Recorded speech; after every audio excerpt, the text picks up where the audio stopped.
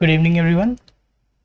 मैं शुभम तिवारी आपका फिर से एक बार स्वागत करता हूँ। इस बार हम लोग चैप्टर 3 एनसीईआरटी क्लास 6 का करने जा रहे हैं। चैप्टर का नाम है लैंडफॉर्म्स एंड लाइफ। आशा करता हूँ कि आप सब कुशल मंगल होंगे, है ना। और बहुत दिन के बाद ये वीडियो आ रही है। एक्चुअली कुछ टेक्निकल इश्यूज़ के कारण वीडियोज़ नहीं आ पाई थी। ठीक है, तो वापस से हम लोग कवर अप करना शुरू करते हैं। ठीक है, ओके। सबसे पहले लैंडफॉर्म्स एंड लाइफ।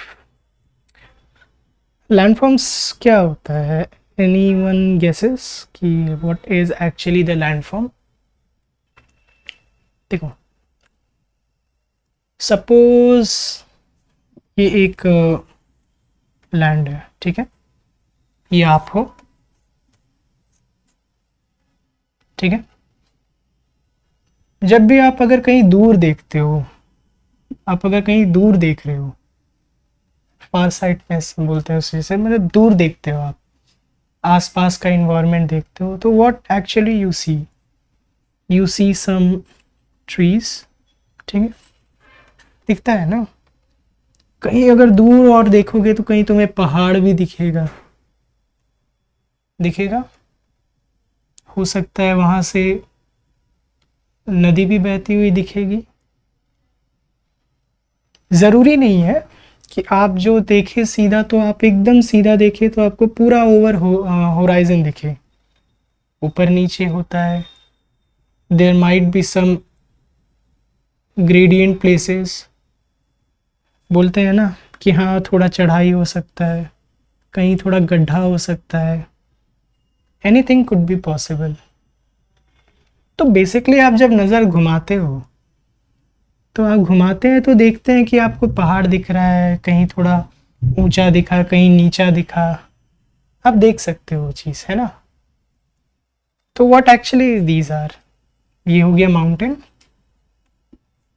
ये थोड़ा ऊंचा हो गया तो मान के चलो कि ये प्लेट्यू हो गया। हम लोगों ने पिछले क्लासेस में किया था व्हाट वाज माउंटेन, प्लेट्यू क्या होता है, प्लेन्स क्या होता है। तो सो दिस इज प्लेन, ठीक है। ये प्लेट्यू हो गया, मानते हैं। और ये माउंटेन हो गया, ठीक है।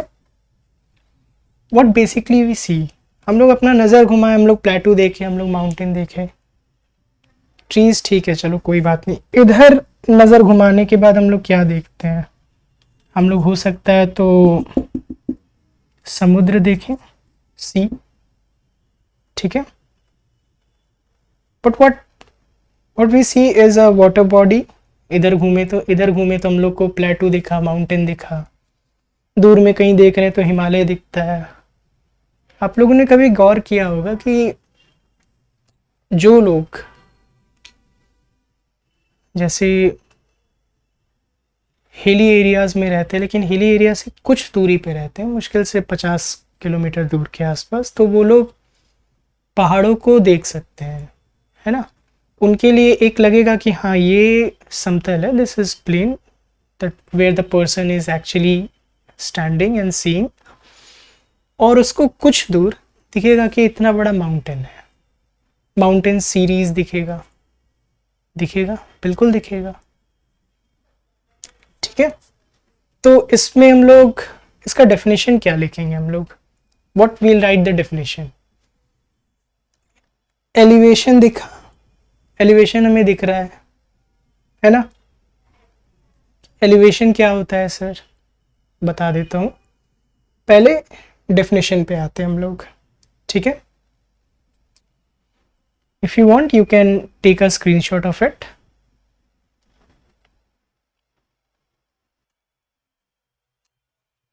Okay,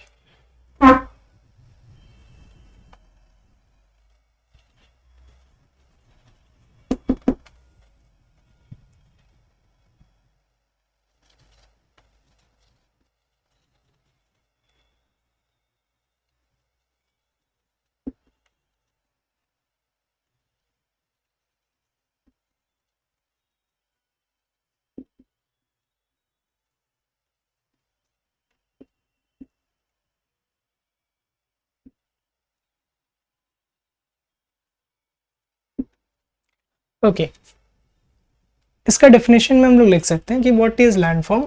landforms are natural physical features found on earth surface.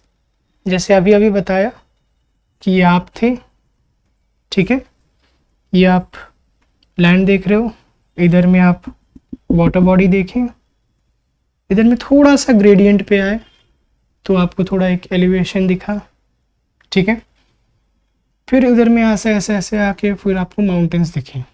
तो what you see, the place where you are standing is plain, ठीक है, a little up flat top, ठीक है, फ्लैट टॉप में आप क्या देख रहे हो, प्लेट्यू देख रहे हो, ओके, बट उससे ज़्यादा ऊंचा अगर आप देख रहे हो तो what actually you all are seeing is mountain. तो this is what we are going to study, we are going to study about plains, plateau and mountains, ठीक है। Natural physical features found on earth surface, these are the natural phenomena which have been occurred through internal and external forces हो सकता है, ठीक है। planes are example of external forces which are exogenic, and plateaus could be a formation of endogenic। हम लोग समझेंगे कि इसका मतलब क्या होता है, what actually is endogenic and exogenic, okay। so ये लिख लो, natural physical features found on कहाँ पे, अर्थ सरफेस। एग्जाम्पल भी बता दिया, दिखा दिया मैंने, ठीक है, स्क्रीनशॉट ले लो। Next we are going to study endo and exogenic, थोड़ा सा पढ़ेंगे बट एक्चुअली इसके बारे में डिस्क्रिप्टिव एंड मोर ज़्यादा से ज़्यादा हम लोग फिज़िकल ज्योग्राफी में पढ़ेंगे। जब फिज़िकल ज्योग्राफी की क्लास होगी वो भी ऑलमोस्ट नवंबर एंड दिसंबर में होगी फिज़िकल ज्योग्राफी की। तब तक world geography and Indian geography foundation के बाद हम लोग शुरू करेंगे। Now you may go for a screenshot and then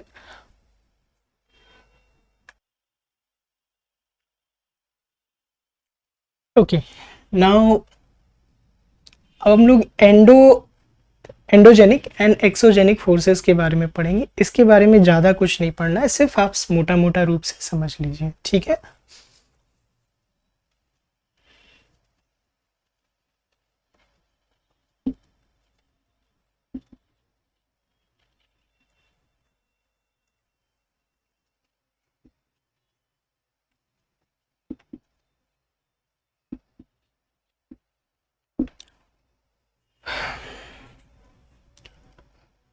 endogenic forces क्या होता है ना कि endogenic forces are almost like अंदर से, धरती के अंदर से फोर्सेस जो आते हैं वो एंडोजेनिक हैं। Exogenic forces are from outside the earth surface, ठीक है। ये मान के चलिए ये आप हैं, ओके, ये आपका अर्थ क्रस्ट है, यहाँ पे एक थोड़ा सा छोटा सा क्रैक हो गया और अंदर से लावा निकल गया, ठीक है। लावा के बारे में आपने पढ़ा होगा, वॉल्केनिक इरप्शन के बारे में। वही थोड़ा सा हल्का सा क्रस्ट में दरार आया और लावा निकल गया यहां से, okay. But what lava actually created was a hard land mass, छोटा सा, ठीक है। ये थोड़ा सा ठंडा हुआ, ये जो निकला था ये ठंडा हुआ और ये बहुत ठोस चट्टान बन गया, वेरी हार्ड रॉक, ओके।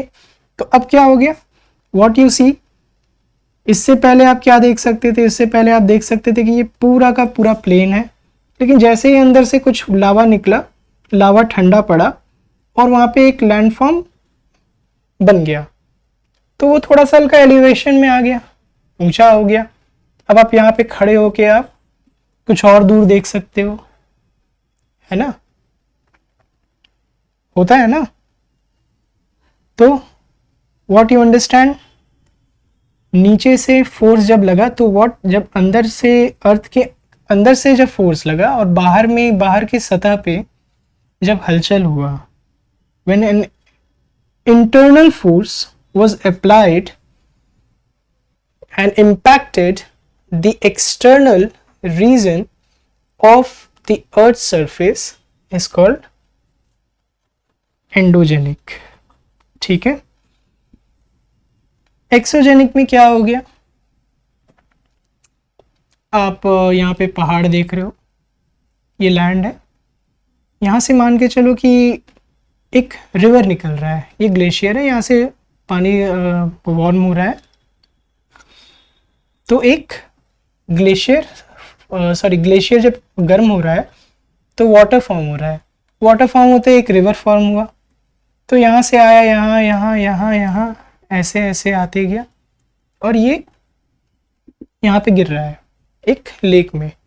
तो व्हाट एक्चुअली वी सी, हम लोग देख रहे हैं कि एक ग्लेशियर था जो गर्म हुआ, जब बर्फ गर्म करते हैं तो पानी बन जाता है, तो वैसे ही धीरे धीरे ये पानी बनते हुए एक रिवर का फॉर्मेशन ले लिया।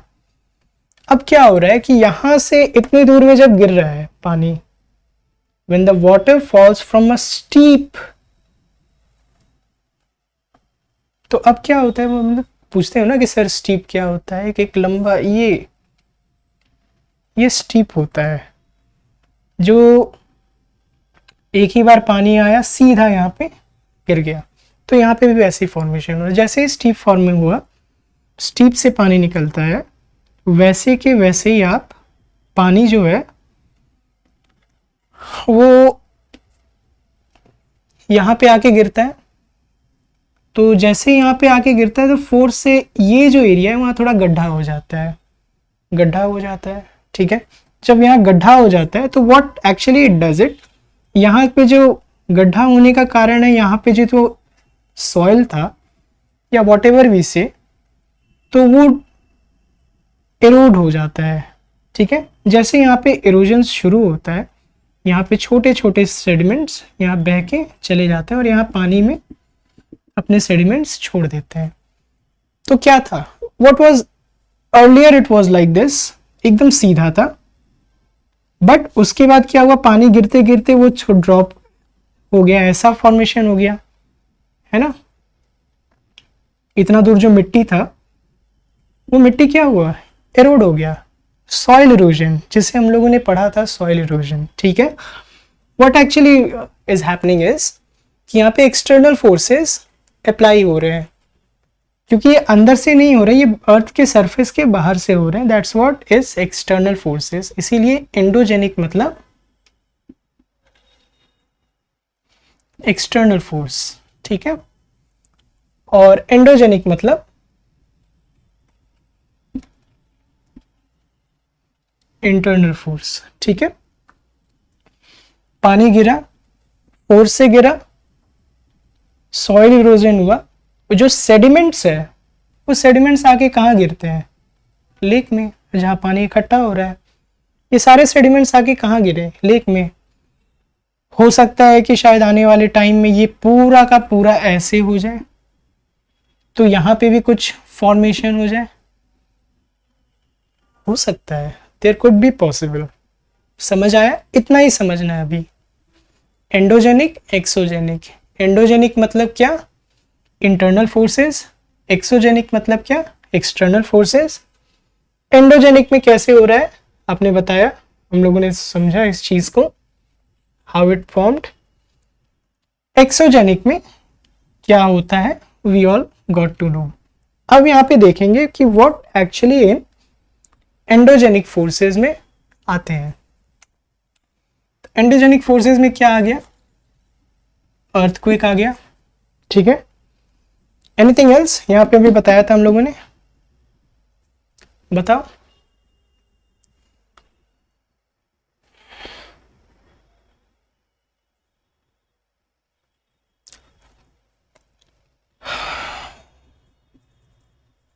वोल्केनो हो गया, ठीक है।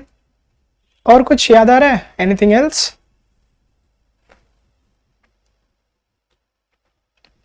एंडोजेनिक में क्या लिख सकते हैं हम लोग, what we can write in endogenic. यहाँ पे क्या हुआ था, what actually happened here, soil erosion,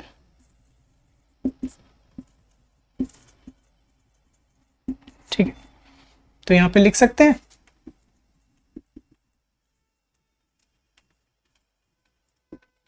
soil erosion. उसके बाद क्या लिख सकते हैं हम लोग,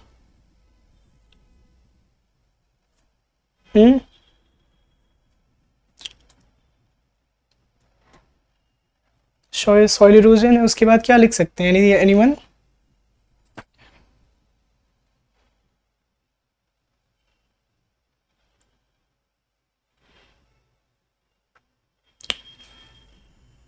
एक और चीज याद रखना, जब यहाँ पे ग्लेशियर्स या फिर जो पहाड़ के ऊपर जो बर्फ जमा हुआ है वो ठंडा होता है, तो जाहिर सा बात है कि सिर्फ इस जगह पे ही नहीं सॉइल इरोजन होगा, यहाँ पे भी कुछ टूट सकता है पत्थर, आपने लैंडस्लाइड सुना होगा, है ना, तो यहाँ से भी सेडिमेंट्स आ सकता है। तो what actually it's called weathering, spelling, just a minute,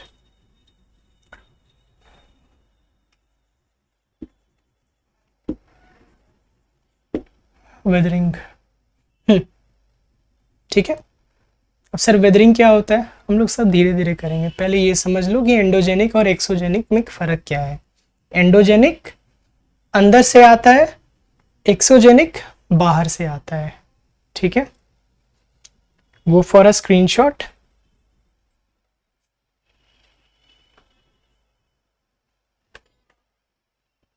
Okay, now we are coming to the mountains.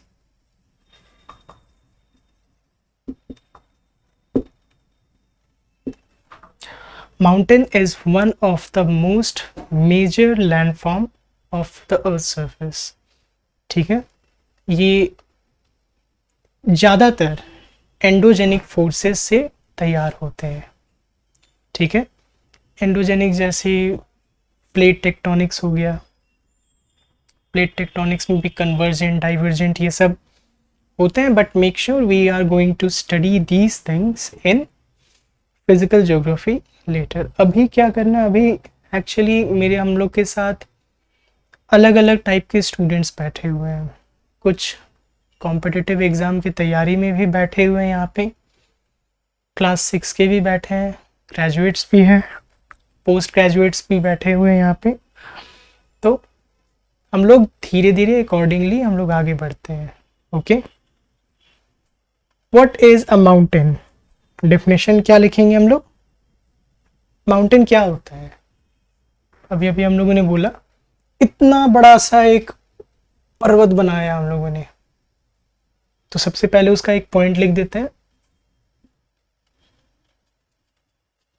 Large है, बहुत बड़ा है। उसके बाद क्या आ सकता है,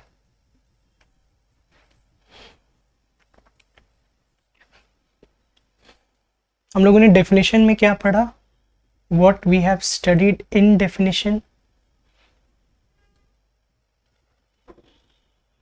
नेचुरल पढ़ा था, नेचुरली फॉर्म्ड था कि नहीं, तो नेचुरल हो सकता है यहाँ पे।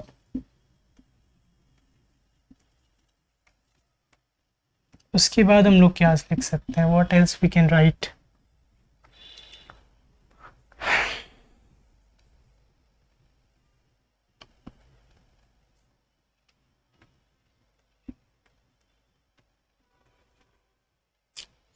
इससे कुछ याद आ रहा है, यहाँ पे आप खड़े हो, आप जब यहाँ खड़े हैं तो आपको क्या दिख रहा है, एक बड़ा सा एलिवेशन दिख रहा है, ठीक है। वी कैन राइट एलिवेशन,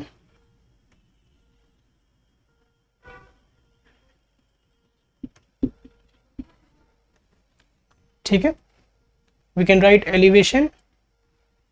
और क्या समझ में आ रहा है इसमें फोटोज में देख के, एनीवन एनीवन एनीवन,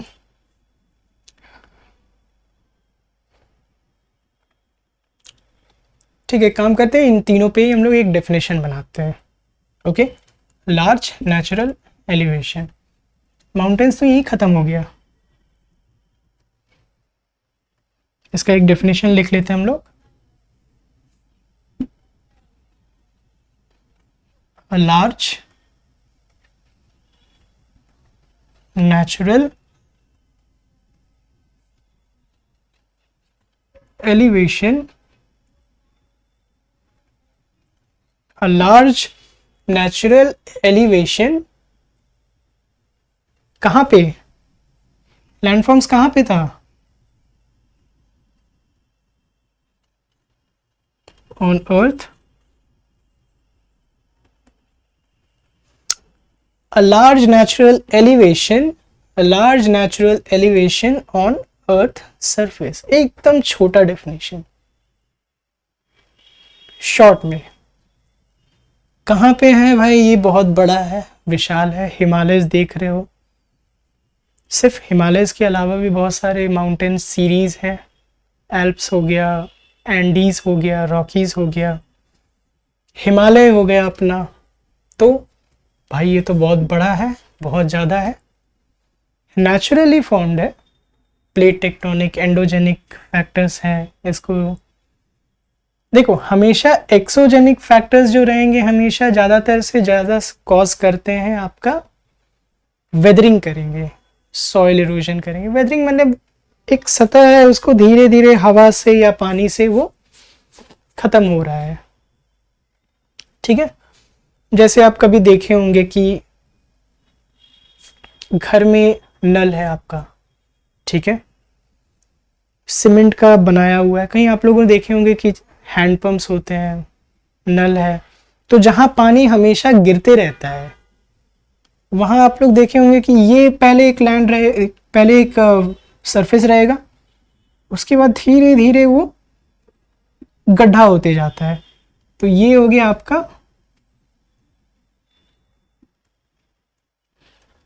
टैप, यहां से पानी ऑल टाइम गिरते रहता है, गिरते गिरते ये जो फ्लैट सरफेस है यहाँ पे हल्का हल्का आपका गड्ढा बन जाता है। तो that is the perfect example of weathering. वहाँ सॉइल इरोजन नहीं हो रहा है, वहाँ वेदरिंग हो रहा है, क्योंकि एक सतह है, देयर इज अ सरफेस, वहाँ पे external forces, this is external forces apply हो रहा है, जिसकी वजह से एक formation of new landform is been formed.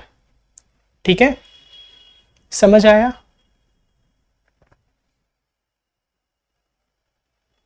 छोटा में समझ में आ गया? एलिवेशन, एलिवेशन कह सकते हैं कि ये आप देख रहे हो यहाँ पे ये ऊंचा है, आपके सतह से ये सतह ऊंचा है, यानी एलिवेशन इज क्वाइट हाई। तो एलिवेशन हम लोग सबसे पहले तो मेजर करते हैं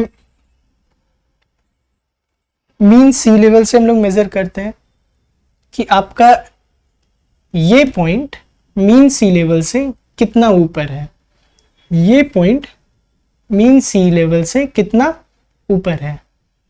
ठीक है, this is what MSL do. Okay,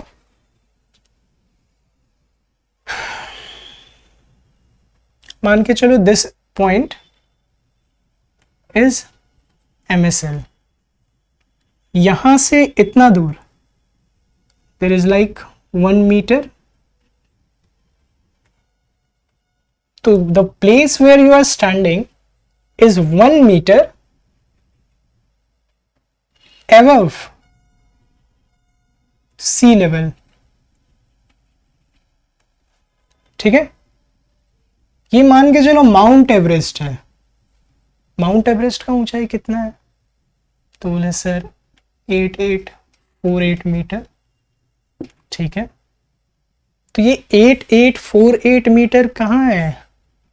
8848 meter is above sea level. हम लोग MSL को ही सी लेवल कहते हैं। समझ आया?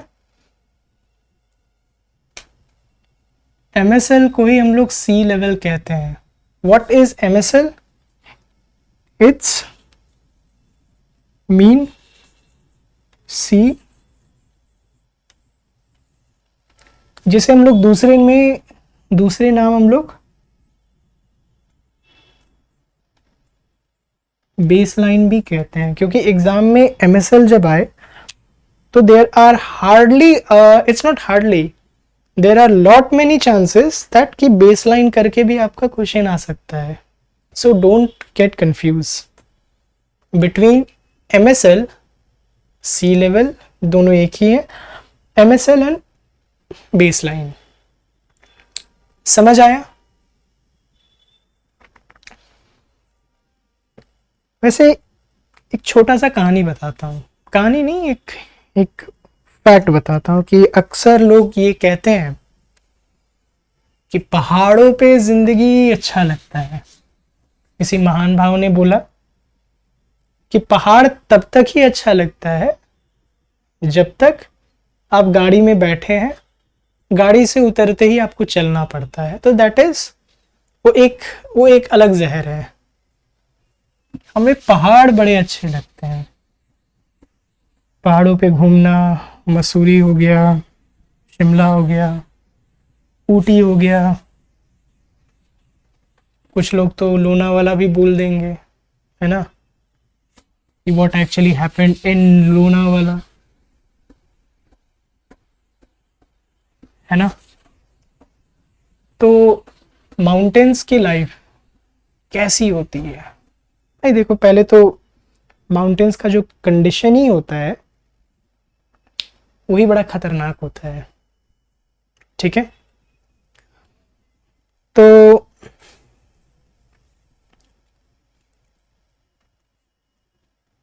what we say, okay, let's go with the life in mountain, life of pi नहीं, लाइफ ऑफ माउंटेन। तो लाइफ कैसा होता है वहां पे? Okay, so first of all, before we study the life, we should go with some basic features of, I just left the basic features.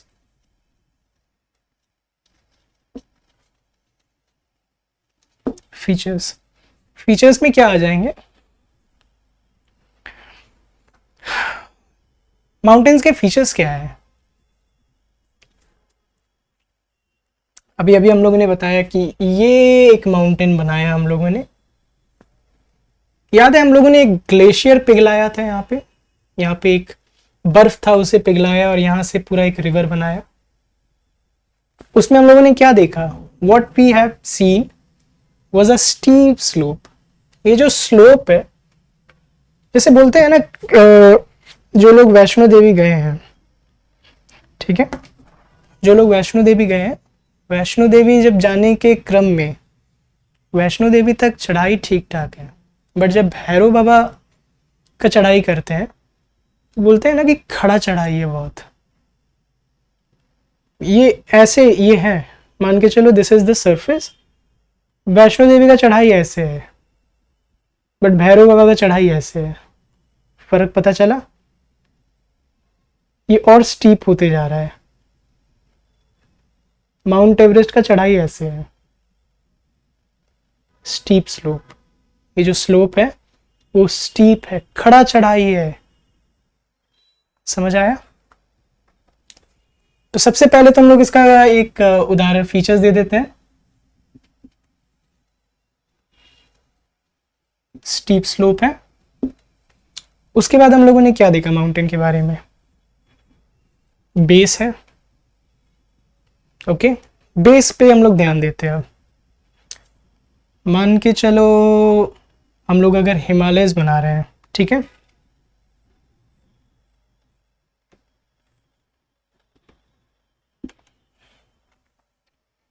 तो ये हो गया।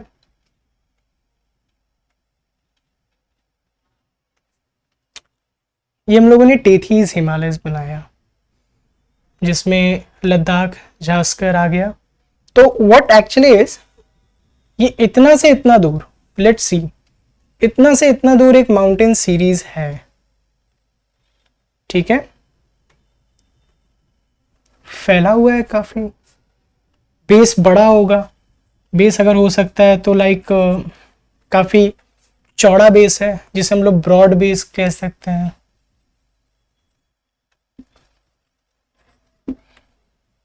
ठीक है, पॉसिबिलिटीज है ना, काफी चौड़े चौड़े होते हैं ना, जब अगर इधर चौड़ा होगा तब जाके तो ऊपर ऊपर पिन पॉइंट होता है ना, पॉसिबिलिटीज है। पहला स्टीप स्लोप हो गया, दूसरा डिस्टेंस नापो यहां से यहां तक, ब्रॉड हो गया, काफी ब्रॉड है। अगला क्या लिख सकते हैं, what else we can write next. अगर यहां पे एक और पहाड़ बना देते हैं तो वी क्रिएट अ वैली, पढ़ेंगे valley. What actually is valley, दो पहाड़ों के बीच में एक लैंडफॉर्म। ये पूरा ऐसा नहीं हो सकता है, बट क्या होता है ना कि यहाँ से अगर पानी आया, यहाँ से अगर इरोजन हुआ, वेदरिंग होता है, तो ये धीरे धीरे धीरे धीरे धीरे धीरे धीरे धीरे एक ऐसा लैंडफॉर्म बना सकता है। ये पूरा मतलब सॉइल हो गया, रॉक्स हो गया, वेदर्ड हो गया, इरोजन हुआ, लैंडस्लाइड हुआ, फॉर्मिंग अ लैंडफॉर्म, एक छोटा सा प्लेन एरिया बन के तैयार हो गया। ठीक है, दो पहाड़ों के बीच में, which is called valley. Example है काठमांडू वैली। ठीक है, ओके, अब इसमें बताओ कि एक और क्या लिख सकते हैं हम लोग। अभी अभी हम लोगों ने इसके बारे में बोला, बेस हम लोगों ने देखा, हम लोगों ने स्लोप देखा, वी हैव सीन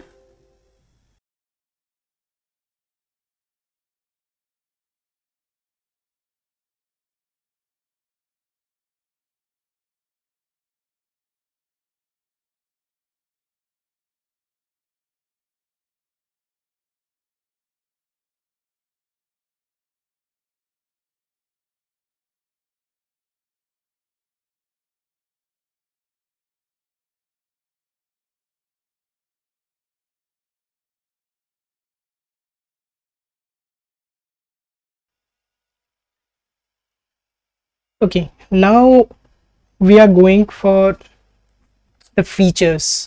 सबसे पहले हम लोग इसका फीचर्स पढ़ते हैं। ठीक है, what actually is the features of mountains. Mountains का फीचर्स क्या है, what we often see is, we see, ठीक है, ये मैंने क्या बनाया, स्नो है, यहां पे भी स्नो है। ठीक है, उसके बाद हम लोग क्या देखते हैं फीचर्स में, पहले तो स्नो हो गया, इसका जो पीक है कैसा है, पॉइंटेड है।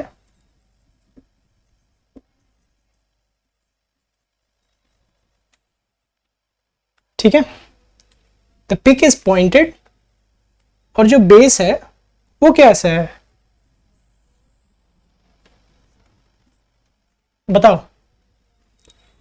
पिक जब पॉइंटेड है तो ये धीरे धीरे नीचे आते आते चौड़ा हो जाता है। चौड़े को इंग्लिश में क्या बोलते हैं, ब्रॉड।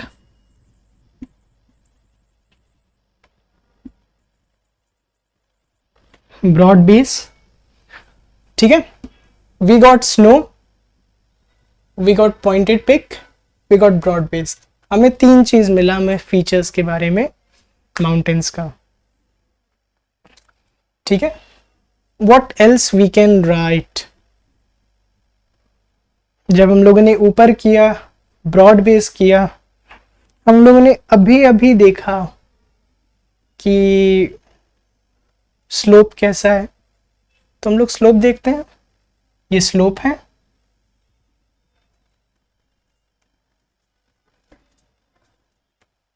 स्लोप कैसा है, स्टीप है, खड़ा है। आप लोगों ने वैष्णो देवी गए होंगे, आप लोग कभी ना कभी अगर किसी को मौका मिला होगा तो आप लोग सुने ज़रूर होंगे कि वैष्णो देवी की जो चढ़ाई होती है वो कैसी होती है। तो हम लोग जब नीचे रहते हैं तो हमारा लैंड ऐसे रहता है, चढ़ाई करने लगते हैं तो वैष्णो देवी तक चढ़ाई ऐसे होता है। लेकिन जब वैष्णो देवी से भैरव बाबा जाना हो तो और खड़ा चढ़ाई हो जाता है, इसीलिए इसको कहते हैं खड़ा चढ़ाई, स्टीप स्लोप। ठीक है, तो इसे स्टीप स्लोप कहते हैं। स्लोप को एक दूसरा नाम भी कह सकते हैं हम लोग, ग्रेडियंट हो गया। ठीक है, बेस ब्रॉड हो गया, पॉइंटेड हो गया पिक, स्टीप स्लोप हो गया जो ग्रेडियंट है हल्का तिरछा है। ओके, पिक हो गया, स्लोप हो गया, ब्रॉड बेस हो गया, ये दोनों हो गया, ये हो गया, ऊपर हो गया, नीचे हो गया। Features complete. तो हम लोग फीचर्स में क्या लिखेंगे? फीचर्स में हम लोग लिखेंगे पहले पॉइंटेड पिक,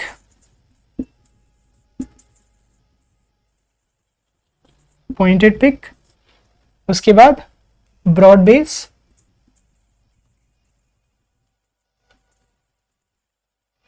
उसके बाद क्या लिखेंगे? स्टीप स्लोप,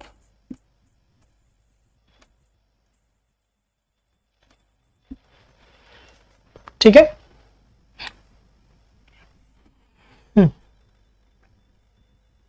और कुछ 3 के बाद एनीथिंग आफ्टर 3?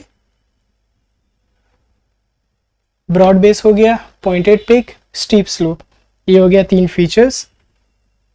ठीक है, एग्जांपल दे दें।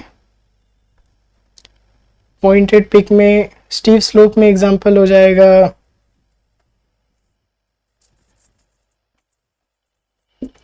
रॉकीज यूएसए एंड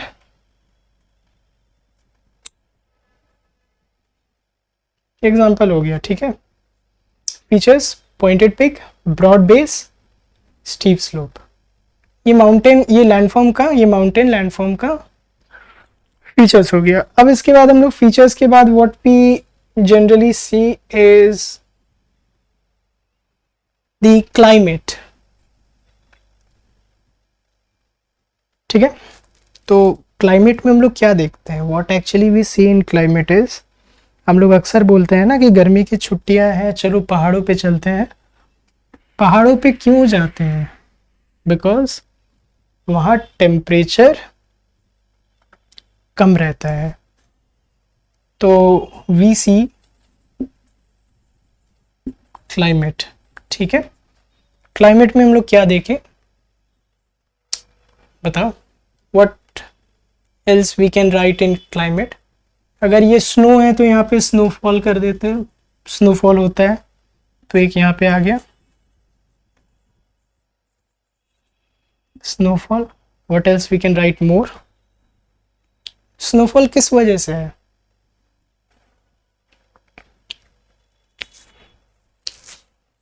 ठंड। हम लोग जब पहाड़ों पे जाते हैं, हमें पहाड़ पे ठंडा क्यों लगता है? एल्टीट्यूड, हाई एल्टीट्यूड,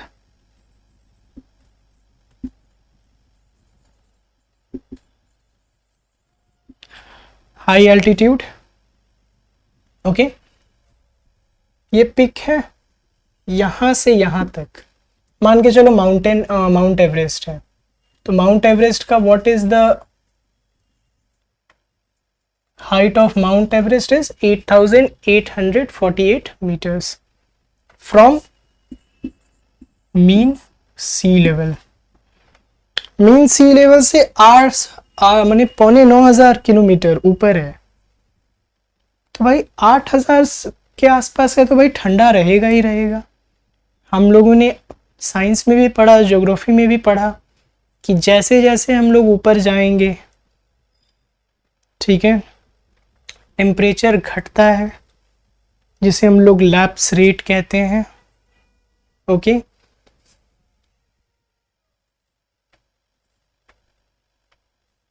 ठीक है, जैसे हम लोग हाई एल्टीट्यूड पे गए तो हाई एल्टीट्यूड पे टेम्परेचर क्या होता है, टेम्परेचर घटता है, ठीक है, ओके। अब क्या लिख सकते हैं क्लाइमेट पे, स्नोफॉल होता ही है, हाई एल्टीट्यूड पे है,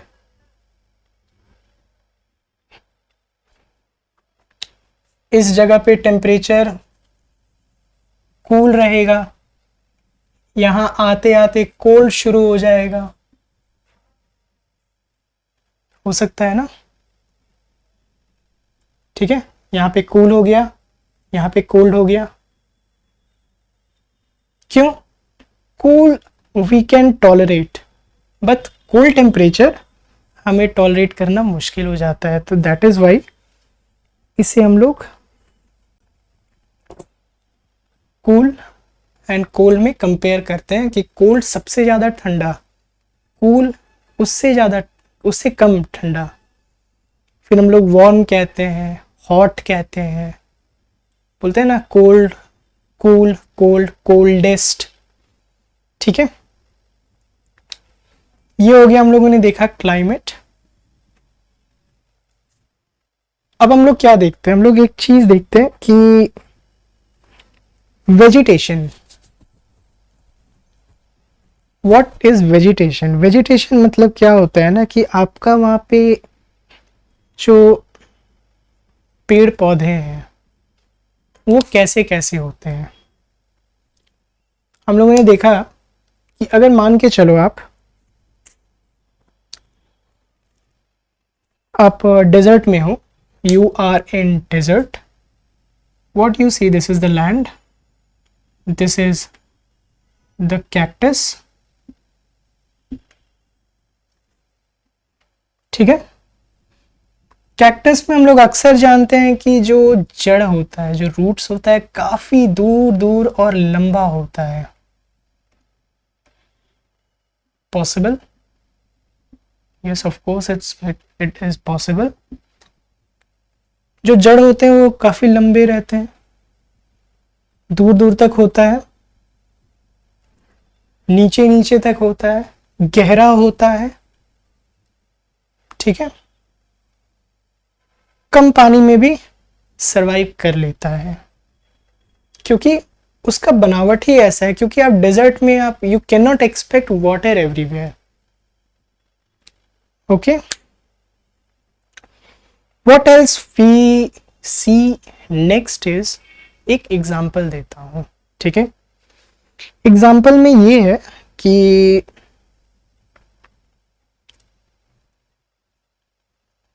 अभी today is 29th July, 29th July is actually the last, sorry it's 29th जून, जुलाई आने वाला है, 2 दिन में जुलाई, कल बीतने के बाद जुलाई आ जाएगा। जुलाई में क्या है कि monsoon almost half of the India capture कर चुका है, पूरी तरह कैप्चर करने के बाद बारिश हो रही है, हवा में नमी है, ठीक है। जब नमी हो रही है हवा में तो there are a lot of chance, there are many of a chance कि हमें पसीना आए, आ भी रहा है, बिल्कुल आ रहा है, बैठे हो गर्मी में है, हमें पसीना आएगा, ड्यू टू ह्यूमिडिटी, ह्यूमिडिटी मतलब क्या होता है, नमी, the presence of water in air, that is called humidity. तो हमें ज़्यादा से ज़्यादा पानी पीना पड़ता है हाइड्रेटेड रहने के लिए, क्योंकि पसीने की वजह से पानी जो है वो शरीर से निकल जाता है। बट ठंड के मौसम में क्या होता है, आप इतना पानी पी लोगे, नहीं पिया जाएगा, इतना पानी पियोगे तो सीधा बात है कि बाथरूम जाने की टेंडेंसी बढ़ जाएगी, उसके बाद 1 ग्लास पियो 10 बार जाओ, होता है ना, ठीक है, तो दैट इज क्लाइमेट। हम लोगों ने गर्म पड़ा, ह्यूमिड पड़ा, ठंडा पड़ा, पहाड़ों पे भी ऐसा होता है। पहाड़ पे भी जो पेड़ होते हैं वो भी तो लिविंग थिंग्स होते हैं, तो उनका भी एक सर्वाइविंग का क्राइटेरिया होता है कि पर्टिकुलर इन्वायरमेंट में कैसे सर्वाइव करें। ऑब्वियस है, तो लोग कैसे सर्वाइव करते हैं?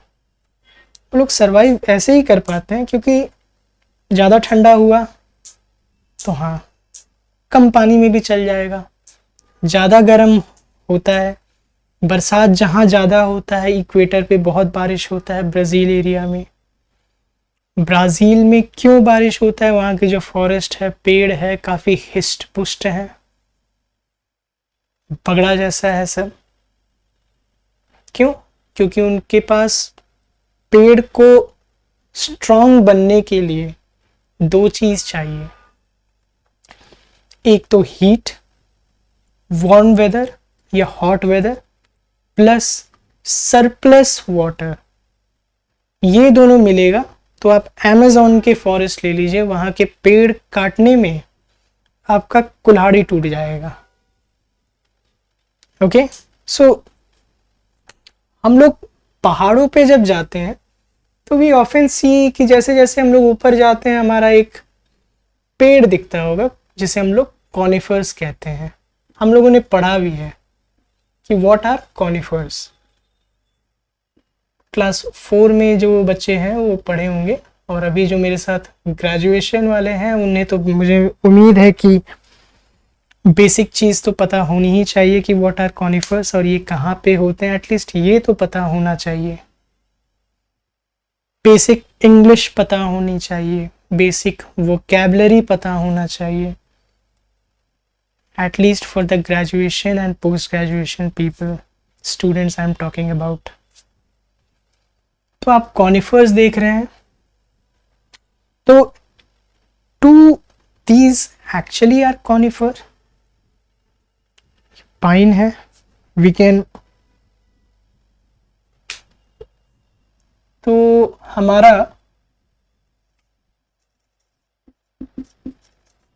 वेजिटेशन में क्या आ जाएगा, क्या क्या होता है? We got 3। ओके, हम लोगों ने यहाँ 3 किया, यहाँ 2 किया, अब फिर से 3 करते हैं। कॉनिफर है तो we can write conifers, we can write pine, deodar. Pine हम लोग इसलिए लिखते हैं, पाइन ट्रीज हो गया, ड्यूडर्स हो गया, ये वो पेड़ हैं जो कम पानी में भी अपना गुजर बसर करते हैं, उन्हें ज़्यादा पानी की ज़रूरत नहीं होती है। इनका जो ट्रंक होता है, ट्रंक जो होता है काफ़ी सॉफ्ट होता है, और इतना सॉफ्ट होता है जो उसका बार्क होता है, जो उसका चमड़ा होता है ट्रंक का, काफ़ी ऐसे करो तो निकल जाएगा, काफ़ी सॉफ्ट होता है। पहाड़ के लोग उससे हैंडीक्राफ्ट करते हैं, छोटे छोटे नकाशी बनाते हैं, छोटे छोटे मूर्ति बनाते हैं, ये उसी पेड़ों का कमाल है। तो वेजिटेशन में हम लोगों ने क्या देखा? कॉनिफर्स देखा, पाइन देखा, ड्यूडर देखा। पॉसिबिलिटीज बहुत है, पॉसिबिलिटीज एक्सेसिव है। जैसे जैसे आप नीचे आते जाएंगे टेम्परेचर बढ़ता जाएगा, बढ़ने के साथ साथ जो वेजिटेशन है वो डिफरेंट होते जाएंगे। You can not expect a mango tree on पहाड़ों पे, you can not expect the mango trees on mountains. It would be a ridiculous and a very stupid type of joke. पहाड़ पे हम लोग आम तोड़ थोड़ी ना सकते हैं। आम के लिए क्या चाहिए? आम के लिए बहुत हीट, वार्म क्लाइमेट चाहिए। जितना गर्मी पड़ेगा उतना आम अच्छा होता है। We can not expect a mango tree on mountains, है ना? तो we got features of mountain, we got climate, we got vegetation, अब हम लोग क्या सोच सकते हैं, what else we can think, anyone?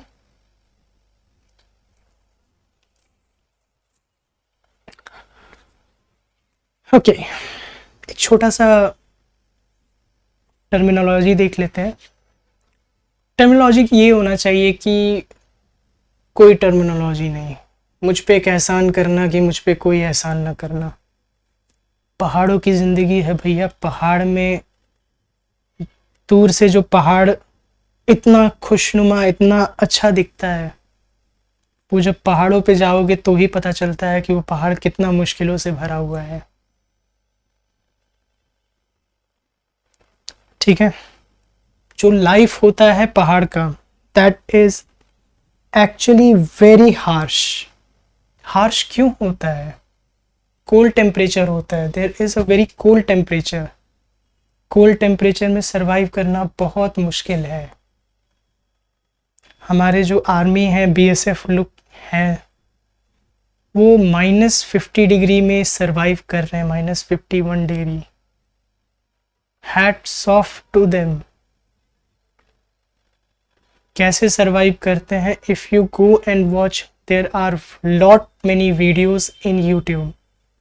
आप उनके सर्वाइवल टेक्निक्स देखिए, you can learn a lot from the fighters of India, the army of India, the BSF of India. वो बहुत कुछ वहाँ से सीख के, स्ट्रगल करके उस जगह पे पहुँचे हैं वो लोग। और देश के प्रति जो उनका डेडिकेशन है, that is unmatchable, which cannot be matched, which cannot be counted on fingers or even on the paper and calculators. So life in mountains is very harsh. क्यों? क्योंकि एक तो वेदर उसको और भी हार्श बना देता है, वहाँ रहने का क्लाइमेट जो है। ठीक है, स्नोफॉल है, हाई एल्टीट्यूड है, कहते हैं कि हाई एल्टीट्यूड पे ऑक्सीजन की कमी हो जाती है, सांस लेना मुश्किल हो जाता है। बहुत लोग घूमने जाते हैं, बीच रास्ते से ही आ जाते हैं, वापस बोलते हैं कि मेरे से सांस नहीं लिया जा रहा है। पॉसिबल है, there are lot of thing which are possible. तो life is very difficult due to the terrain. terrain मतलब क्या होता है? ठीक है, we got a word, just make increase a vocabulary कि सर terrain मने क्या होता है?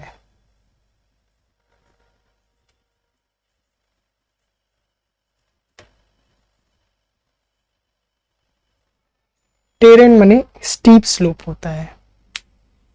Okay, now we have features, climate, vegetations and life के बारे में भी हम लोगों ने चर्चा किया। What about the economy? वहाँ के लोग सरवाइव कैसे करते हैं? पैसे चाहिए भाई जिंदगी जीने के लिए, बिना पैसे के तो खेला होगा नहीं, है ना? तो what else we can expect in economy?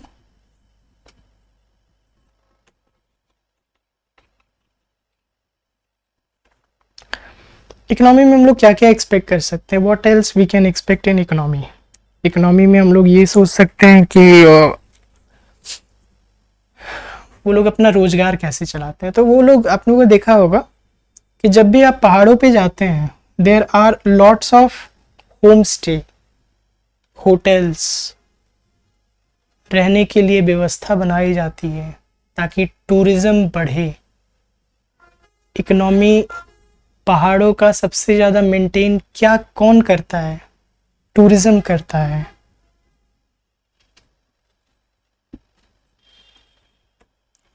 Basic है, टूरिज्म करेगा ही करेगा। उसके बाद क्या कर सकता है tourism? What else after the tourism?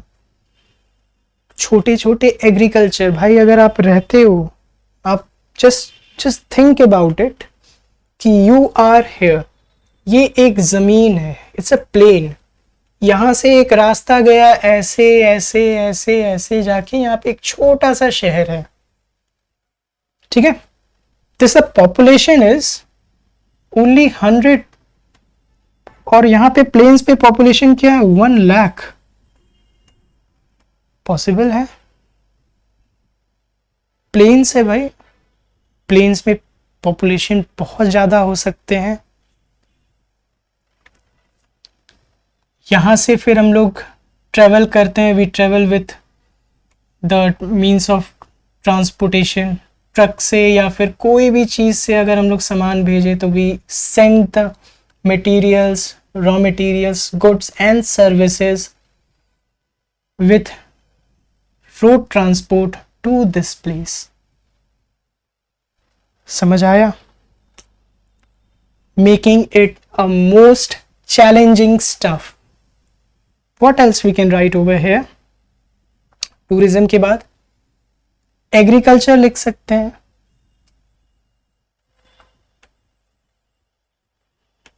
जहां जहां थोड़ा फ्लैट जमीन मिलता है, थोड़ा सा, ज्यादा नहीं, उस पे हम लैंड बना, उस पे थोड़ा सा मतलब क्या बोलते हैं कि उस पे artificially trace farming, step farming कर लेते हैं लोग, पहाड़ पे लोग।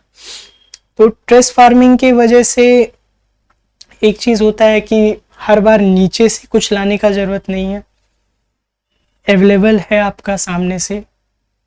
नीचे से ले आएंगे तो ट्रांसपोर्टेशन का खर्चा, दुकान तक लाने का खर्चा, बेचने के बाद मार्जिन जो अपना दुकानदार लगाता है, वो सब ऐड करके ही 10 रुपए की मैगी 150 रुपए में बिकता है, ठीक है। फिर उसके बाद हम लोगों ने देखा कि पाइन थे, कॉनिफर थे, डिओडर्स थे। ये लोग क्या करते हैं, इनके मैंने बोला कि जो ट्रंक होता है काफ़ी सॉफ्ट होता है, जो बार्क होता है वो ऐसे ही निकल जाता है।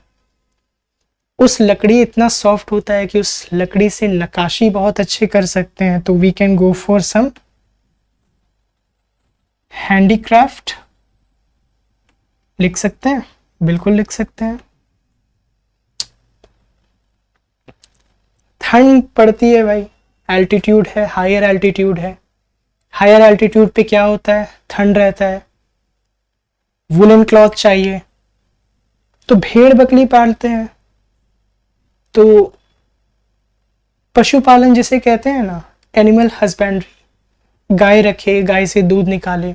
अब उस दूध के लिए आप नीचे से जाओगे तो वो 50 रुपए का 150 रुपए या 200 रुपए पर लीटर दूध पड़ेगा। तो एनिमल हस्बेंड्री, ठीक है। तो इकोनॉमी के हिसाब से हमें टूरिज्म है, टूरिज्म के तहत उन्हें पैसा आता है। एग्रीकल्चर करते हैं तो वो सामान बेचते हैं तो उनको पैसा मिलता है। एनिमल हस्बेंड्री है, ऊन है, पशुपालन है, दूध बेचेंगे, ऊन बेचेंगे तो उन्हें पैसे मिलेंगे, एनिमल हस्बेंड्री। हैंडीक्राफ्ट है, हाथ का कला है आपका, हाथ का कला से आप अगर कुछ भी चीज़ अगर बना के आप उसे बेच रहे हैं, टूरिज्म हो रहा है, हाथ का कला आप बेच रहे हैं, you are getting money, that is economy. Okay, what we see is the features, the climate, the vegetation and economy and life in mountains, ठीक है। you may go for a screenshot, क्योंकि one more अभी हम लोगों ने एक news सुना कि Kangra and Kullu district in Himachal Pradesh, there is a cloud burst। जब क्लाइमेट हम लोगों ने देखा हाई एल्टीट्यूड है तो there will be harsh climate. Harsh climate की वजह से फ्लैश फ्लड आया। फ्लैश फ्लड आने की वजह से यहाँ मान के चलो एक बादल बना, बारिश हुआ। एक तो बारिश की बूंदे, heavy rainfall on the peak of the mountain, और वो पानी जब बर्फ पे गिर रहा है तो बर्फ को भी पिघला रहा है, causing the warmth, the melting of ice, and वो पूरा का पूरा पानी इतना ठंडा है कि बारिश का पानी प्लस मेल्टिंग ऑफ आइस का पानी एक जगह इकट्ठा हो रहा है, स्टीप स्लोप पे आता है, and gravitation is working. This result the flash flood. Many people die, many people just swept away, which is truly devastating, which had happened.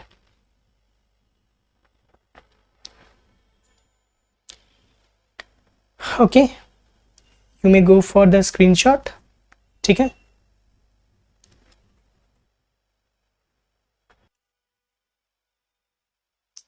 देखो मेरे पे कंप्लेन आते रहते हैं बच्चों के कि सर ये नोट्स कैसे बनाए, नोट्स कैसे बनाए. देखो भाई, दहेज नहीं ले जाना है, नोट्स को रखना अपने पास.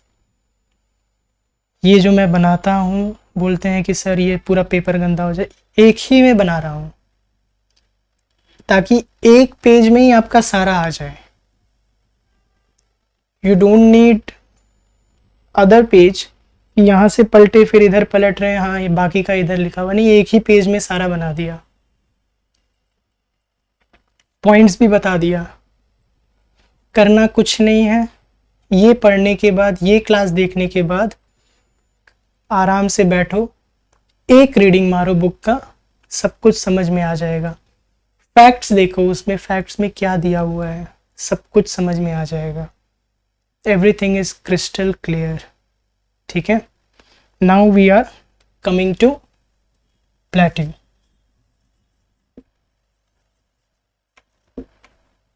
प्लेट्यू में what is actually a plateau?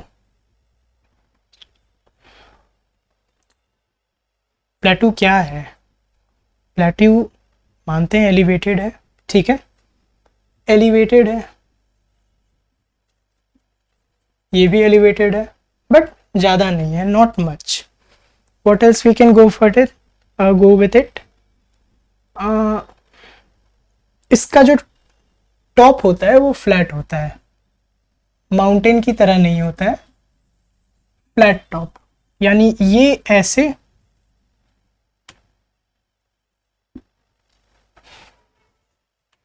ठीक है, flat top. What else, what else, it's also a landform. ठीक है.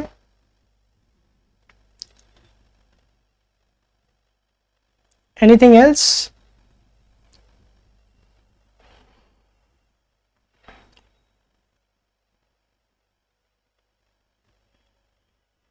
ठीक है. इतने पे हम लोग like we just create a definition. It is a elevated flat top of landform. ठीक है. It is a elevated, it is an elevated flat top of landform. ठीक है. ऑफ नहीं हटा दो. It is elevated flat top landform. ओके. उसके बाद ये कैसे होता है, just look at the diagram. इस डायग्राम में आप देखो, ये फ्लैट टॉप है, this is flat top. Sudden कुछ दिख रहा है, there is a sudden steep slope. यहां पे आ गया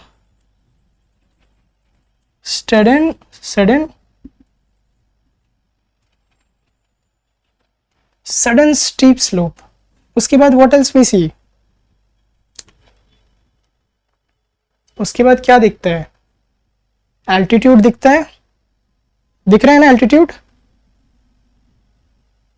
एल्टीट्यूड इसमें ज़्यादा नहीं होगा, बट हाँ फ्लैट टॉप है. जो पीक होता था माउंटेन का वो नहीं है. शार्पली रेज्ड, ठीक है, ये पूरा देख रहे हो ना, एकदम रेज हुआ है, शार्पली और सडन स्टीप स्लोप, या फिर कह सकते हैं शार्पली रेज्ड टुवर्ड्स अप और एलिवेटेड स्टीप स्लोप, ठीक है,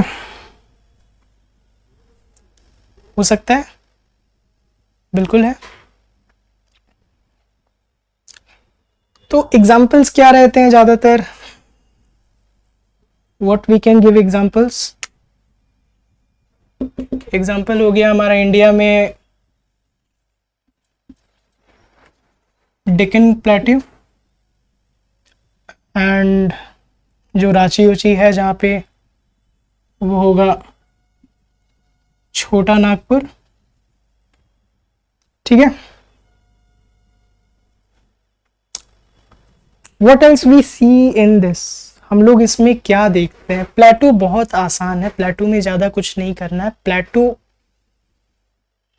एज अ लाइफ वहाँ बहुत आसान नहीं है, एग्रीकल्चर कम है, ये चीज़ ध्यान रखना, एग्रीकल्चर बहुत कम रहता है क्योंकि पथरीला ज़मीन है, हाई एल्टीट्यूड पे है। Life is very good, lakhs of people are living, crores of people are living on the plateau। Indian प्लेटू में अकेला मान सकते हैं more than 50 lakh people are actually living, जिसमें रांची आ जाता है। ओके, वी गेट रांची के बाद पुणे, ठीक है, उसके बाद किस में आता है, बेंगलोर,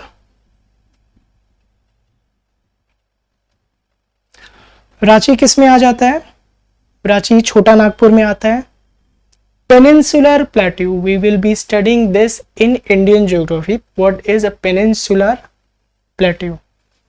तो रांची छोटा नागपुर में आया, छोटा नागपुर प्लेट्यू। पुणे किस में आया, डेक्कन प्लेट्यू, डेक्कन में आ गया। बेंगलोर किस में आया, बेंगलोर भी डेक्कन में आता है बट साउथ डेक्कन प्लेट्यू।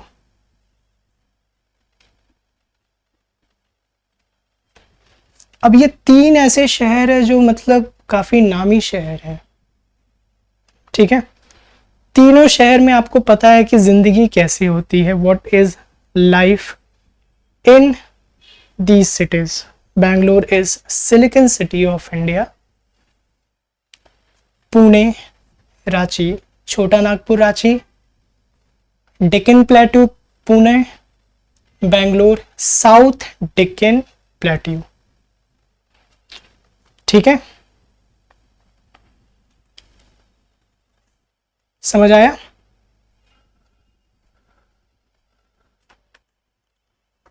अब वेस्टर्न घाट जो है, वेस्टर्न घाट अगर देखा जाए तो स्टीवर्ड,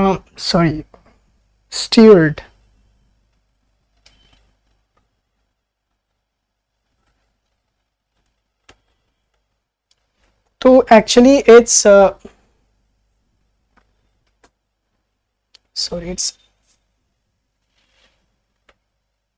लीवर्ड स्लोप, हाँ,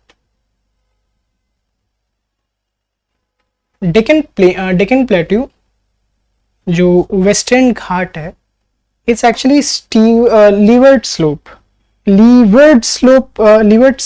या लीवर्ड स्लाइड भी कहते हैं हम लोग इसे। लीवर्ड स्लाइड क्या होता है, जस्ट थिंक कि ये आपका लैंड है, ये आपका वेस्ट है, ये आपका ईस्ट है, इस साइड अरेबियन सी है और इस साइड बे ऑफ बंगाल। यहाँ पे देखने वाला बात है कि इनका जो लैंडफॉर्म है वो कैसा है। ये मेन है, ये ऐसे खड़ा है, फिर ये धीरे धीरे ऐसे गया है। तो जो ये जो है, this is called leeward slide. Leeward slide क्यों बोला जाता है, और इस साइड बोलते हैं जेंटल स्लोप। देख रहे हो ना, एकदम आराम से स्लोप बना हुआ है, वेरी जेंटल स्लोप। ठीक है, ये लीवर्ड यानी एकदम खड़ा है, खड़ा स्लाइड है ना। And gentle slope on the eastern side, making it the Western Ghat more rocky। ठीक है, क्योंकि अब खड़ा चढ़ाई है, यहाँ पे जेंटल स्लोप है, यानी जितने भी झरना यहाँ पे, अगर मान के चलो फॉर एग्जांपल इफ इस जगह पे अगर बारिश होती है तो जो रिवर्स है वो ईस्टर्न साइड में इधर फ्लो करेंगे टुवर्ड्स ईस्ट, और वेस्टर्न साइड में जो है वो towards Arabian Sea. But speed किधर रहेगा, where will the gravity work more. यहाँ तो पानी धीरे धीरे जाएगा, यहाँ पानी ऊपर से झरने की तरह आएगा, इसीलिए major falls are on the Western Ghat of India, in Western Ghat. But जो रिवर्स है वो वेस्टर्न घाट से जो निकलती है रिवर, वो सीधा ईस्टर्न में बे ऑफ बंगाल में जाती है, जिसका flowing direction is towards east.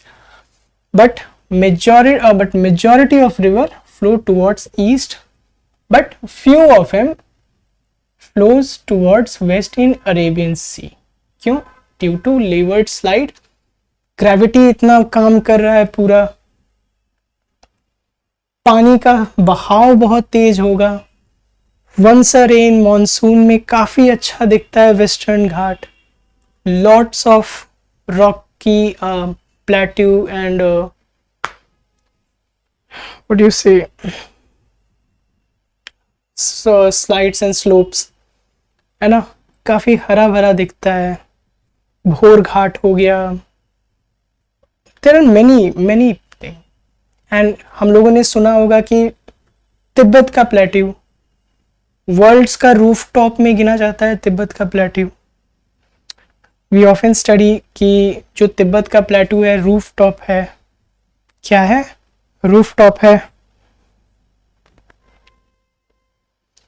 और जो तिब्बत का प्लेट्यू है, it is actually 4500 meter above mean sea level. Sea level से 4500 मीटर ऊपर है। वेदर कैसा है? बहुत ठंडा है भाई, बहुत ड्राई क्लाइमेट है कि नहीं? जब ऊंचा है तो there is a lot of chance of windy. Cold है, ड्राई है, विंडी है। कितना ऊंचाई है? 45,000 meter above mean sea level या एबव बेस लाइन।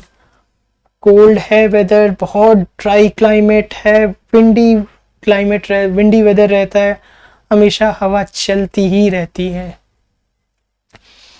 प्लेट्यू में इससे ज़्यादा अभी कुछ नहीं करना है। You may go for a screenshot.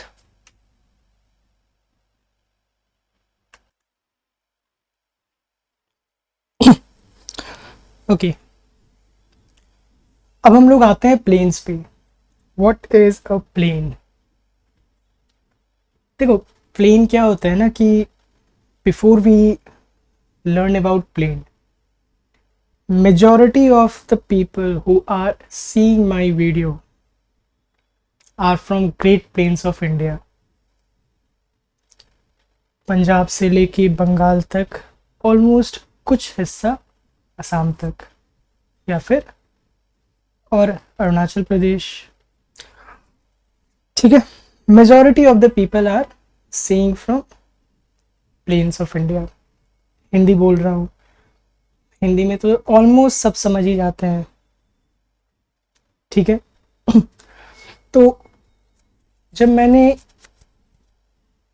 Punjab से लेके असम तक बोला, बंगाल तक बोला, तो आप ये समझ गए होंगे कि कितना स्ट्रेच है, लार्ज स्ट्रेच है कि नहीं।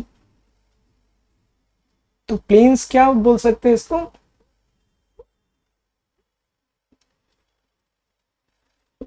Large stretch.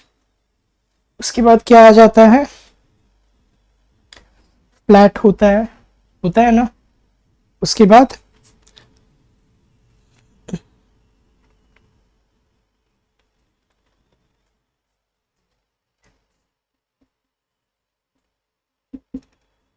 फ्लैट के बाद क्या आता है, what we see after flat. देखे होगे ना कि जब थोड़ा सा माने ग्रेडियंट थोड़ा सा है, ऐसा नहीं कि एकदम स्टीप स्लोप है या खड़ा चढ़ाई, वैसा नहीं, एकदम आराम से, जैसे कहीं पानी गिर रहा है, पानी बह के जा रहा है, थोड़ा सा स्लोप है।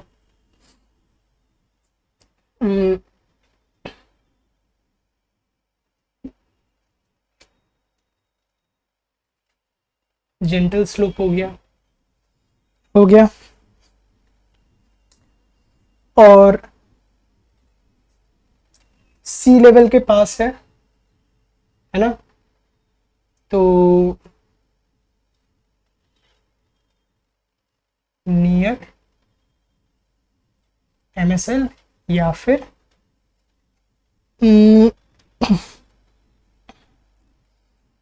हाँ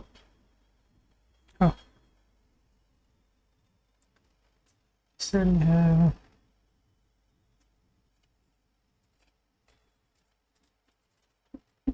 लो एलिवेशन। ठीक है, इन सबको मिला के एक डेफिनेशन बनाए। नियर मी सी लेवल मैंने समझाने के लिए दिया है, you don't have to create with it, क्योंकि प्रॉपर डेफिनेशन इन चार में से बना सकते हैं। तो कैसे बनाएंगे, यहाँ देखो, a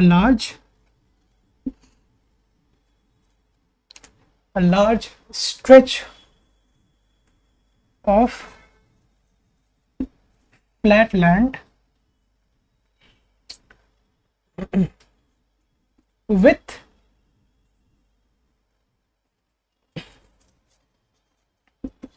gentle slope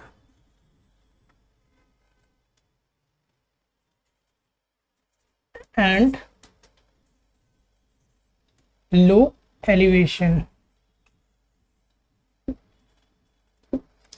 ये जो मैं जब कोई भी टॉपिक पढ़ाने से पहले अगर जब एक डिफिनेशन देता हूँ, आई am talking about this only for, इससे पहले भी, तो व्हाट एक्चुअली इट इज, ये मैं बताता हूँ कि ये जो प्रॉपर्टीज इसके हैं, what are the properties of plains. मैंने माउंटेन्स के लिए भी यही किया, प्लेटो के लिए भी यही किया, प्लेन्स लैंडफॉर्म के लिए भी यही करता हूँ। या फिर यहाँ पे यू कैन ऐड लैंडफॉर्म। ठीक है, a large stretch of flat land with gentle slope and low elevation landform. समझ आया।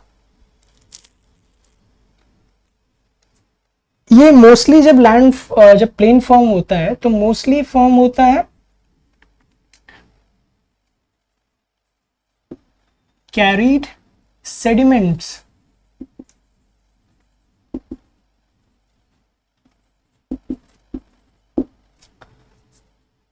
Carried sediments of river. इसका मतलब है कि जब रिवर, याद है, माउंटेन से चलती है, प्लेन्स में आती है, तो माउंटेन से जब सॉरी, जब माउंटेन से चलती है और जब प्लेन्स को आती है, ठीक है, आई am talking about river Ganga, ठीक है।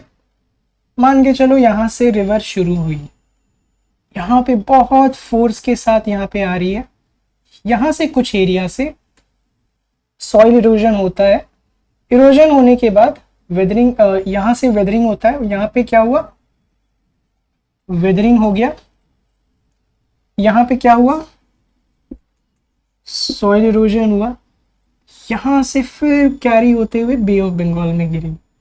अब यहाँ पे कैसे होता है, वेदरिंग हुआ, छोटे छोटे कंकड़ आए, डेब्रिश जिसे कहते हैं, कि सर डेब्रिश क्या होता है, मलबा जैसे होता है, कहते हैं मलबा हिंदी में। सॉइल इरोजन हुआ, इनसाइड अर्थ का मतलब सॉरी मिट्टी, सॉइल इरोजन होता है, तो वो जो सॉइल पार्टिकल्स होते हैं वो कैरिड होते हैं रिवर्स के थ्रू, आते हैं कहीं यहाँ पे आके, इस जगह पे आके, इस जगह पे आके इकट्ठा हुए, थोड़ा सा फ्लैट मिला तो यहाँ पे आके इकट्ठा हो गए, अंत में यहाँ पे हो गया। तो जैसे यहाँ पे पानी गिर रहा है, यहाँ पे जब रिवर गिर रहा है तो यहाँ पे कुछ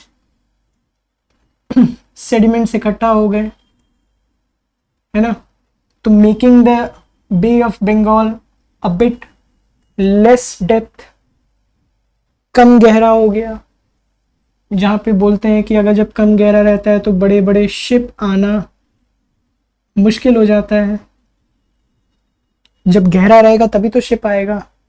तो the reason, the main cause, ठीक है, यहां से वेदरिंग हुआ, सॉइल इरोजन हुआ, सेडिमेंट्स कैरिड हुए, छोटे छोटे सेडिमेंट्स कैरिड होते गए, एक जगह यहाँ पे सेडिमेंट्स इकट्ठा हो गए, कुछ सेडिमेंट्स लैंड पे इकट्ठा हो गए, पॉसिबल है।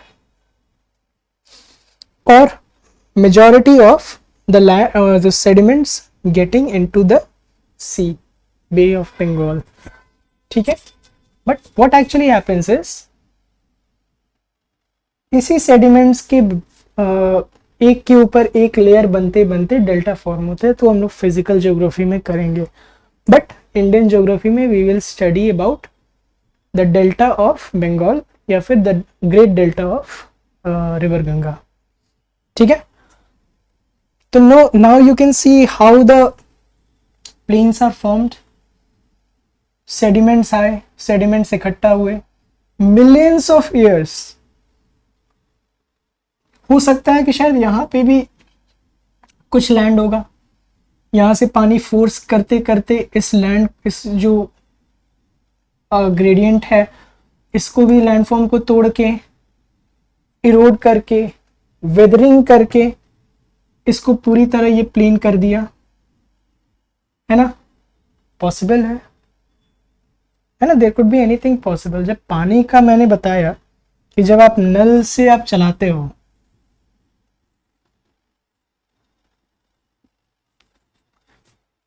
तो पानी जब नीचे गिर रहा है तो जहां पे गिरता है, जहां पे गिरता है वहां पे प्लेन रहता है, बट धीरे धीरे वो गड्ढा हो जाता है, क्यों, वहां पे वेदरिंग होता है, the weathering process takes place. वो छोटा उदाहरण है, ये बड़ा उदाहरण है, it takes millions of years to create a land, okay, समझ आ रहा है, okay. Now what we see is majority of the people living in plains, क्यों, क्योंकि जो पहाड़ी सेडिमेंट्स होता है, the mountain sediments making the land as more fertile,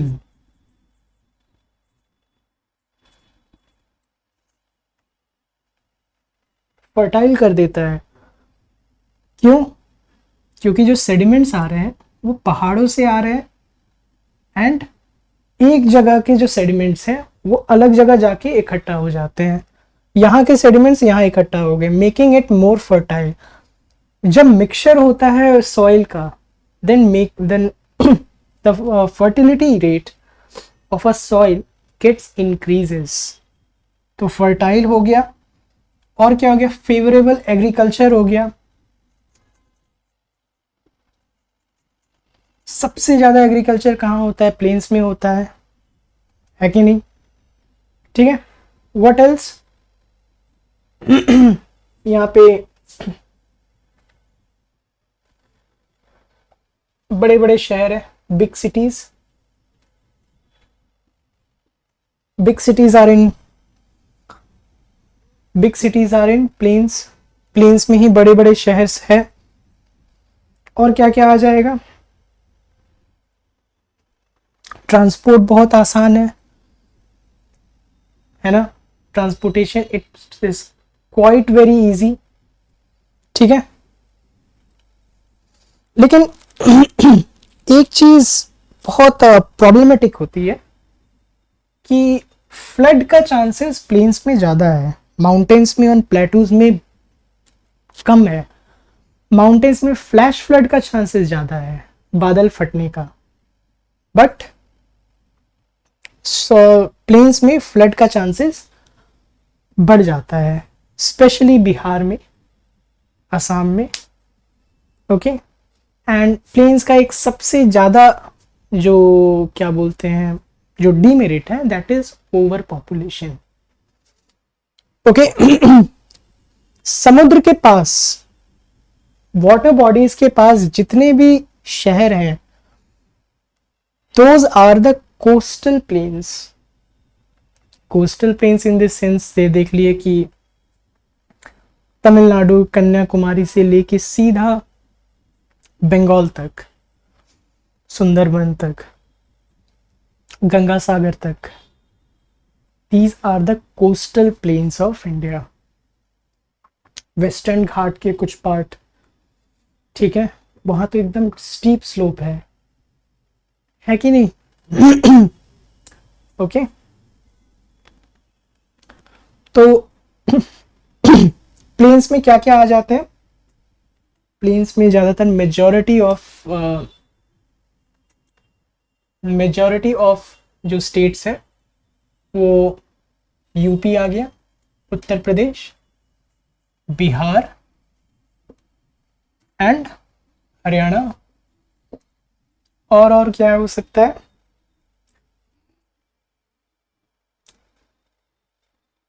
या अब एक चीज तो भूल गया जहां पे, वेस्ट बंगाल। तो यूपी, बिहार, हरियाणा, वेस्ट बंगाल, ये सब एक ऐसी जगह है ना जहां, सॉरी हरियाणा को हटा देता हूँ, मेजॉरिटी ऑफ ये तीन मेजॉरिटी में रखते हैं हम लोग इन तीनों को, यूपी हो गया, बिहार हो गया, वेस्ट बंगाल हो गया, ये the great plains of Gangas, the gigantic plain जिसे हम लोग कहते हैं, the gigantic plains of river Ganga, of Ganga, समझ गए, एनी प्रॉब्लम, क्योंकि अभी जो कॉम्प्लेक्सिटी था माउंटेन्स में था, प्लेट्यूज में था, प्लेन्स में ये बहुत सिंपल है।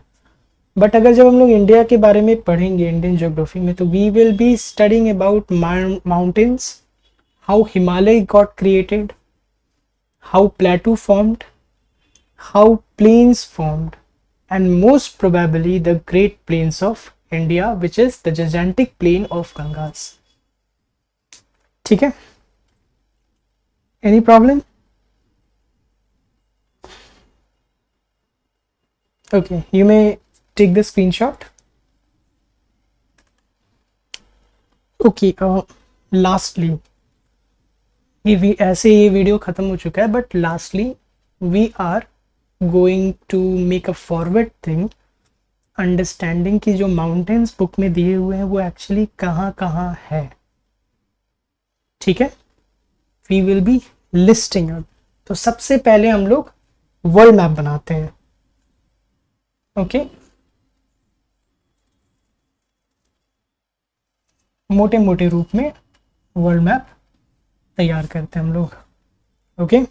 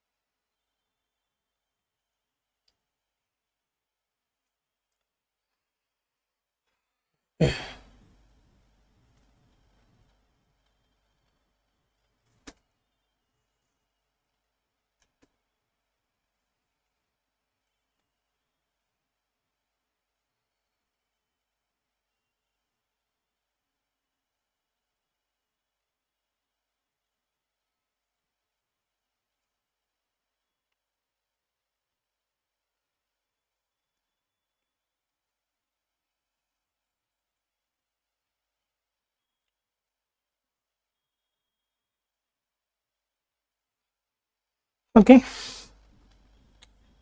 तो ये वर्ल्ड मैप मोटा मोटा रूप से समझते हैं। तो सबसे पहले हम लोग देखते हैं Aconcagua. Where is the mount Aconcagua? It's over here. Mount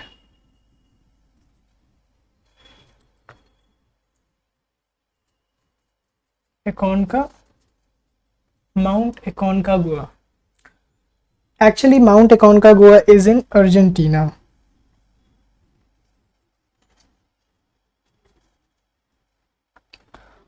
ठीक है, हम लोग को तो पता है कि हम लोग अपना कंट्रीज में हम लोग देखते हैं माउंट एवरेस्ट, और यहीं पे थोड़ा सा दूर पे इट्स कंचनजंगा। ठीक है, ये हो गया। यहाँ पे देखना, यहाँ पे एक हो गया। Okay, what is the next? Next क्या था? Mount blank.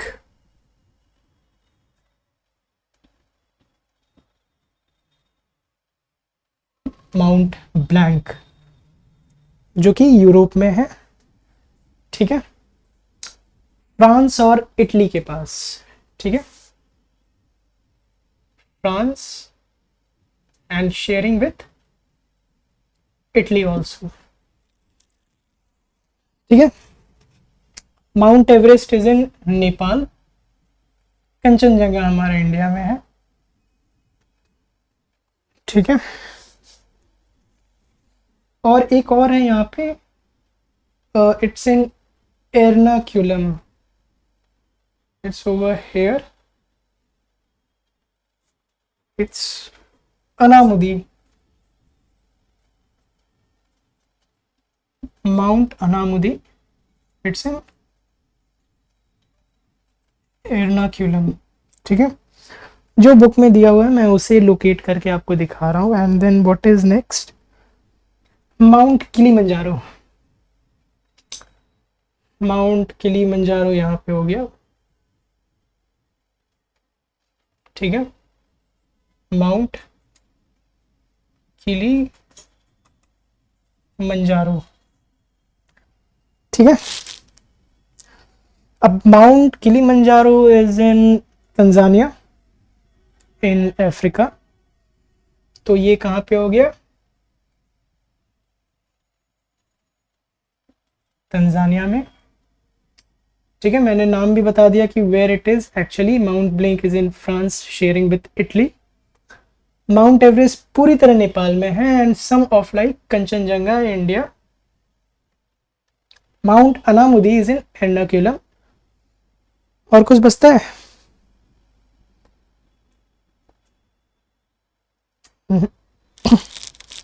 ओके, चलो और भी बता देता हूँ। यहाँ पे माउंट डेनाली। ठीक है, mount Mitchell. Mount Mitchell Appalachian में। Mount Denali is in USA. ये भी यूएस में है। ठीक है, इंडियन में यहाँ पे आ गया आपका K2। ओके, ये one of the most highest peak India में काफ़ी है। इस साइड नंगा पर्वत हो गया, इस साइड नामचा भरवा हो गया। इंडिया का बताया तो। यूरोप से ज़्यादातर होते हैं, तो यूरोप में जो क्वेश्चंस आते हैं वो ज़्यादातर रिवर्स पे आते हैं, कुछ माउंटेन्स पे आते हैं। यहाँ पे एल्प्स हो गया, ये पूरा सीरीज जो हो गया वो एल्प्स हो गया, और इधर हो गया, ठीक है, ये पूरा अपना हिमालय हो गया। This is Rocky Cascade, sorry coastal Cascade and Rockies, ये एप्लेशियंस हो गया। तो we are going to study these things in world geography. बस एक बार एनसीईआरटी फाउंडेशन ख़त्म हो, सिर्फ जो बेसिक चीज़ है वो एनसीईआरटी फाउंडेशन में हम लोग क्लास 10 तक सारा कर लेते हैं मोटा मोटा रूप से, and then we will be seriously doing world geography. एक एक करके हम लोग कॉन्टिनेंट पढ़ेंगे। सबसे पहले हम लोग पढ़ेंगे नॉर्थ अमेरिका, साउथ अमेरिका, फिर अफ्रीका, फिर यूरोप, फिर उसके बाद ओशियाना जो Australia, and then we will be studying the complete Asia. Asia करने के बाद हम लोग मिनरल्स पढ़ेंगे। मिनरल्स करने के बाद जब एशिया हो जाएगा तो we will be studying minerals, और हमारे पास मैप पूरी तरह रहेगा। देन वी कैन लोकेट कि कहाँ कहाँ क्या क्या मिनरल्स मिल सकते हैं। मिनरल्स पे क्वेश्चंस हर साल आते हैं, मेक श्योर, ठीक है। Okay, now the class is been completed. Class 6th का NCERT geography is totally complete, ठीक है। इससे ज़्यादा कुछ नहीं पढ़ना है। क्लास 6 वाले जो अभी बैठे हुए हैं they are free.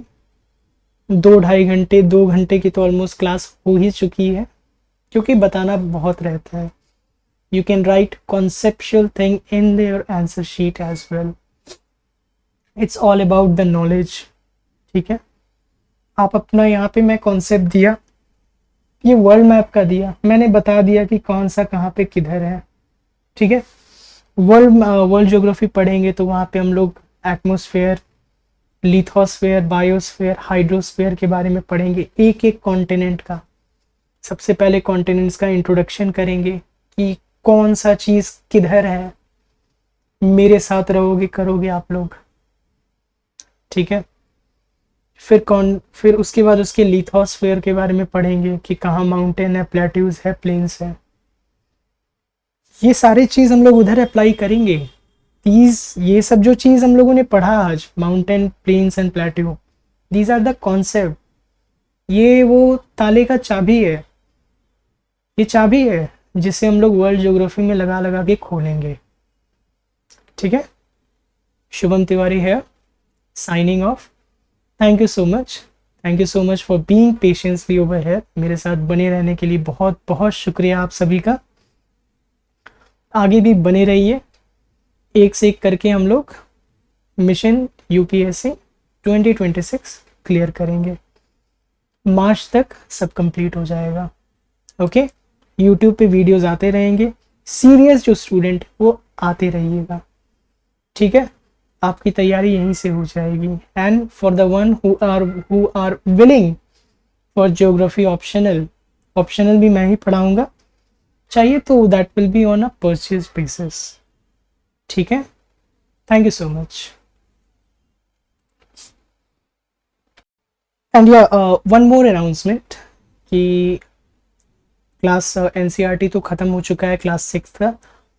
I will be having a live class of map making of India. India का मैप बनाना हम लोग सीखेंगे लाइव क्लास में। मैं आपको जल्द से जल्द बता दूंगा कि कब होने वाला है ये, ठीक है। और जैसे ही ये होगा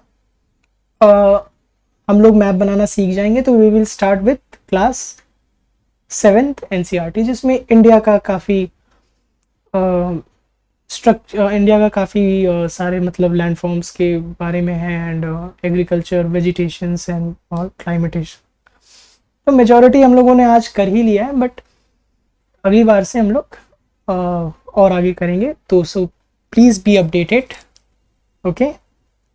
थैंक यू सो मच।